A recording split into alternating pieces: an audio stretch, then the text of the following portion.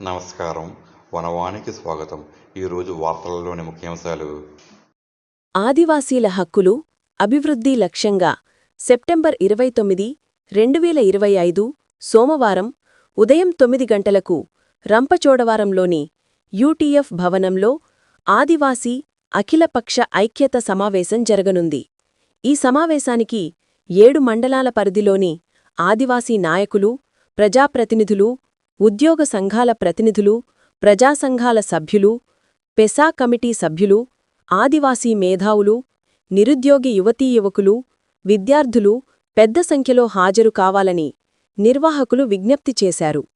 ఆదివాసీ నిరుద్యోగ జేఏసీ మరియు ప్రత్యేక డిఎస్సి సాధన కమిటీ రంపచోడవరం ఆధ్వర్యంలో ఈ సమావేశం ఏర్పాటు చేయబడింది.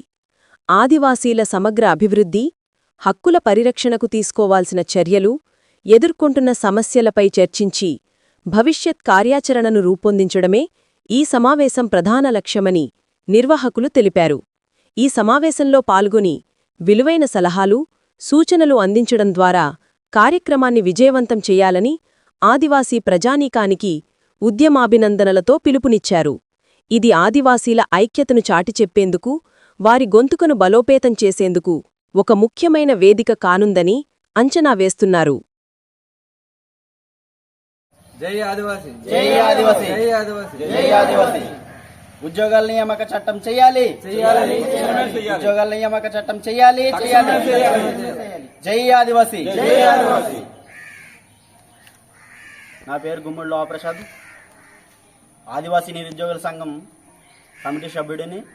రంపచోడవరంలో జరిగే 29/9/25 సోమవారం జరిగే రౌండ్ టేబుల్ సమావేశానికి జేఏసీ నాయకులు, గిరిజన సంఘ నాయకులు, ప్రజాప్రతినిధులు, సర్పంచులు, ఎంపీటీసీలు, జడ్పీటీసీలు అందరికి కూడా రంపచోడవరంలో రంపచోడవరం 7 మండలాలు ఉన్న ప్రతి ఒక్క ప్రజాప్రతినిధులు కూడా ఆహ్వానం పిలవడం జరిగింది. అయితే మన ముఖ్య ఉద్దేశం ఏంటంటే, జీవో నెంబర్ 3 స్థానంలో ప్రత్యామ్నాయ జీవో తీసుకొస్తానని చెప్పిన చంద్రబాబు నాయుడు గారు హామీ ఏమైంది అని మేము ప్రశ్నిస్తున్నాం. అయితే ఈ ప్రాంతంలో 5th షెడ్యూల్ ప్రాంతంలో ఉద్యోగాల నియామక చట్టం అనేది ఏర్పరిచే వరకు మేము పోరాటం చేస్తానే ఉంటాం.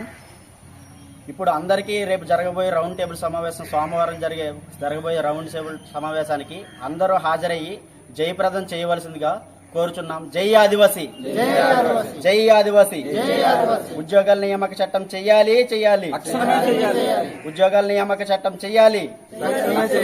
జై ఆదివాసీ.